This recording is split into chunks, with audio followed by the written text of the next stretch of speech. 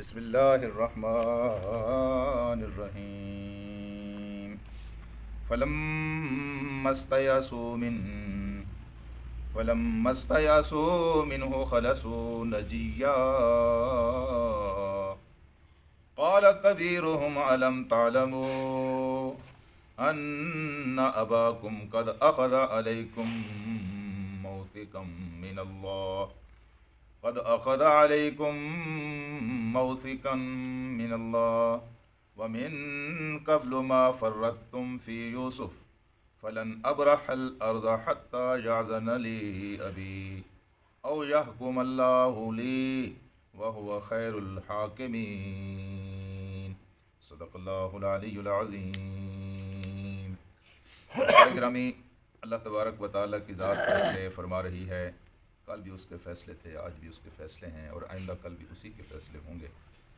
انسان جو کچھ سوچتا ہے اللہ پاک اس کے مطابق کر دے، اس کے خلاف کر دے، یہ اللہ پاک کا اختیار ہے، انسان کے بس میں کچھ نہیں ہے۔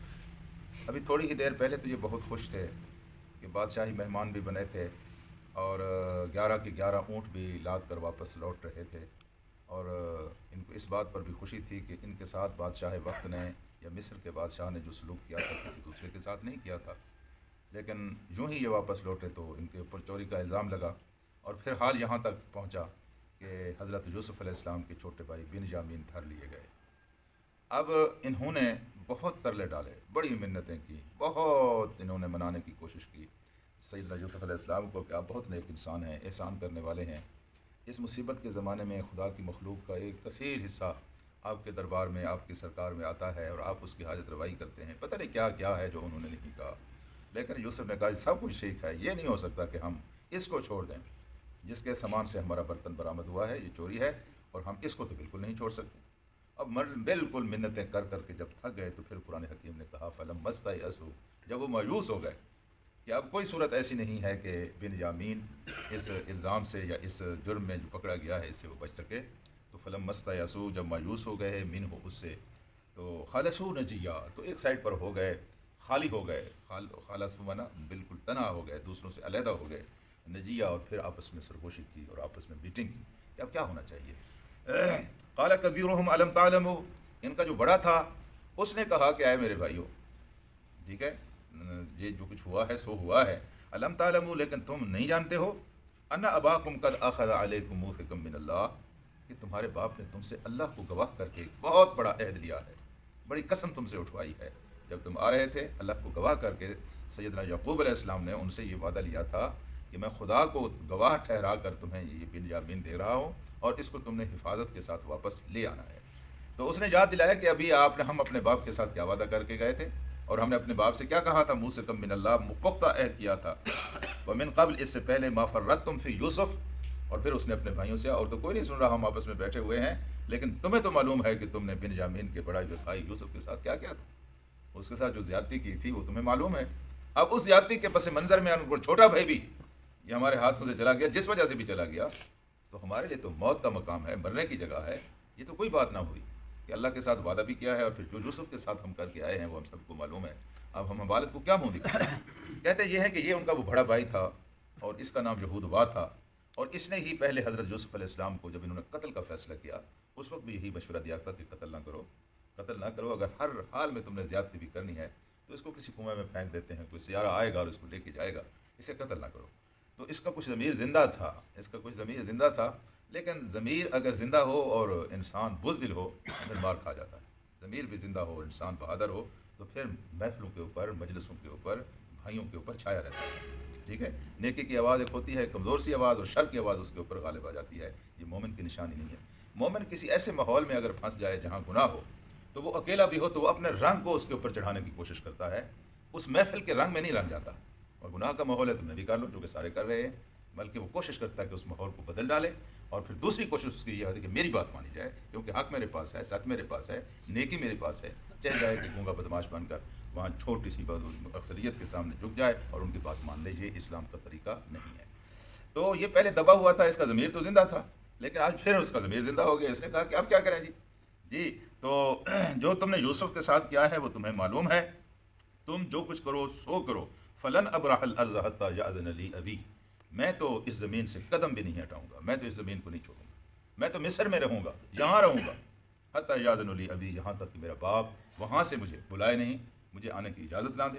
میرا ضمیر اب اس بات کی اجازت نہیں دیتا کہ بن یامین یہاں ہو اور میں اس کے پاس بن یامین کے بغیر چلا جاؤں۔ جاؤ، جا کر ساری کہانی کہو، اگر والد کو اعتبار آ جائے پیغام بھیج دینا، کوئی بندہ بھیج دینا، میں بھی پہنچ جاؤں گا۔ اگر یہ کیفیت نہیں ہے تو فلن ابرح الارض، میں اس زمین کو چھوڑنے والا نہیں ہوں، حتیٰ یہاں تک کہ یازنا اجازت دے، کون لی میرے لیے ابھی میرا باپ، او یحکم اللہ، او یحکم اللہ، یا پھر اللہ کی تقدیر کوئی فیصلہ کر دے۔ اللہ کی تقدیر کے فیصلے سے کیا مراد ہے؟ یعنی یا میں مر جاؤں، اللہ کا فیصلہ آ جائے میں مر جاؤں، مرتے دم تک میں مصر کی سرزمین کو نہیں چھوڑ سکتا جب تک کہ میرا بھائی بن یامین یہاں سے میرے ساتھ واپس نہیں جائے گا اور میں اپنے باپ کے سامنے سرخرو نہیں ہوں گا۔ پھر اس نے ایک اور بات بھی کہی، وہ خیر الحاکمین۔ دیکھیے اس معاملے میں تو ہم بے گناہ ہیں، ہمارا تو کوئی قصور نہیں ہے، ہم نے اس کی حفاظت میں بھی کوئی کمی نہیں چھوڑی ہے۔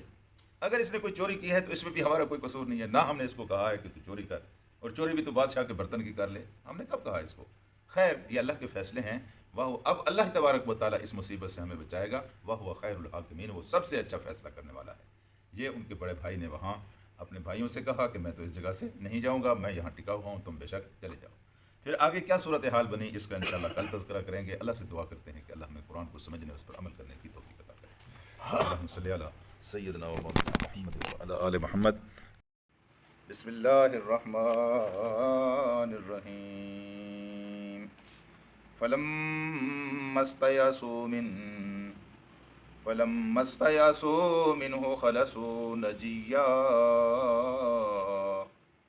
قال كبيرهم ألم تعلموا أن أباكم قد أخذ عليكم موثقا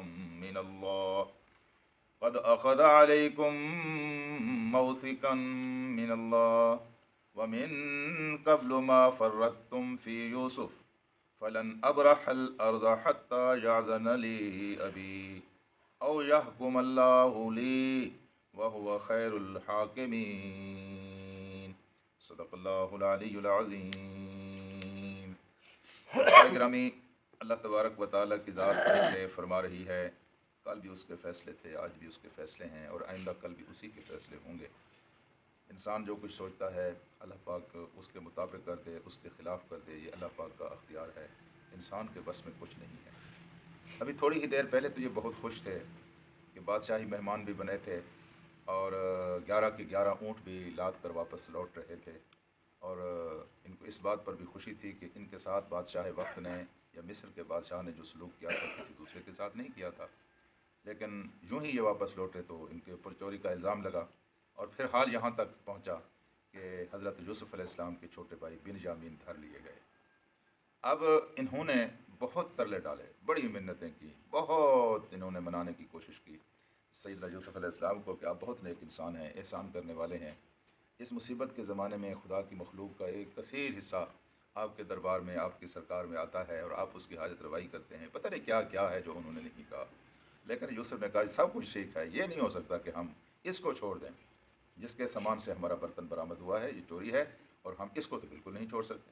اب بالکل منتیں کر کر کے جب تھک گئے تو پھر قرآن حکیم نے کہا فلما استيئسوا، جب وہ مایوس ہو گئے کہ اب کوئی صورت ایسی نہیں ہے کہ بن یامین اس الزام سے یا اس جرم میں جو پکڑا گیا ہے اس سے وہ بچ سکے، تو فلما استيئسوا، جب مایوس ہو گئے منہ اس سے، تو خلصوا نجیا، تو ایک سائڈ پر ہو گئے، خالی ہو گئے، خالص مانا بالکل تنہا ہو گئے، دوسروں سے علیحدہ ہو گئے، نجیا، اور پھر آپس میں سرگوشی کی اور آپس میں میٹنگ کی کہ اب کیا ہونا چاہیے۔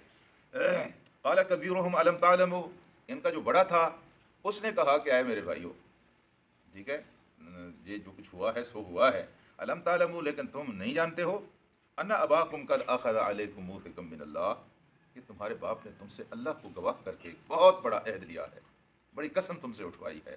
جب تم آ رہے تھے اللہ کو گواہ کر کے، سیدنا یعقوب علیہ السلام نے ان سے یہ وعدہ لیا تھا کہ میں خدا کو گواہ ٹھہرا کر تمہیں یہ بن یامین دے رہا ہوں، اور اس کو تم نے حفاظت کے ساتھ واپس لے آنا ہے۔ تو اس نے یاد دلایا کہ ابھی ہم اپنے باپ کے ساتھ کیا وعدہ کر کے گئے تھے، اور ہم نے اپنے باپ سے کیا کہا تھا، موثقا من اللہ، پختہ عہد کیا تھا، ومن قبل، اس سے پہلے، ما فرطتم فی یوسف، اور پھر اس نے اپنے بھائیوں سے، اور تو کوئی نہیں سن رہا، ہم آپس میں بیٹھے ہوئے ہیں، لیکن تمہیں تو معلوم ہے کہ تم نے بن یامین کے بڑا بھائی یوسف کے ساتھ کیا کیا تھا، اس کے ساتھ جو زیادتی کی تھی وہ تمہیں معلوم ہے۔ اب اس زیادتی کے پس منظر میں ان کو چھوٹا بھائی بھی یہ ہمارے ہاتھوں سے چلا گیا، جس وجہ سے بھی چلا گیا، تو ہمارے لیے تو موت کا مقام ہے، مرنے کی جگہ ہے. یہ تو کوئی بات نہ ہوئی کہ اللہ کے ساتھ وعدہ بھی کیا ہے، اور پھر جو یوسف کے ساتھ ہم کر کے آئے ہیں وہ ہم سب کو معلوم ہے. اب ہم والد کو کیا منہ دکھائیں؟ کہتے یہ ہے کہ یہ ان کا وہ بڑا بھائی تھا اور اس کا نام یہودبا تھا، اور اس نے ہی پہلے حضرت یوسف علیہ السلام کو جب انہوں نے قتل کا فیصلہ کیا اس وقت بھی یہی مشورہ دیا تھا کہ قتل نہ کرو، قتل نہ کرو. اگر ہر حال میں تم نے زیادتی بھی کرنی ہے تو اس کو کسی کنویں میں پھینک دیتے ہیں، کوئی سیارہ آئے گا اور اس کو لے کے جائے گا، اسے قتل نہ کرو. تو اس کا کچھ ضمیر زندہ تھا، اس کا کچھ ضمیر زندہ تھا. لیکن ضمیر اگر زندہ ہو اور انسان بزدل ہو پھر مار کھا جاتا ہے.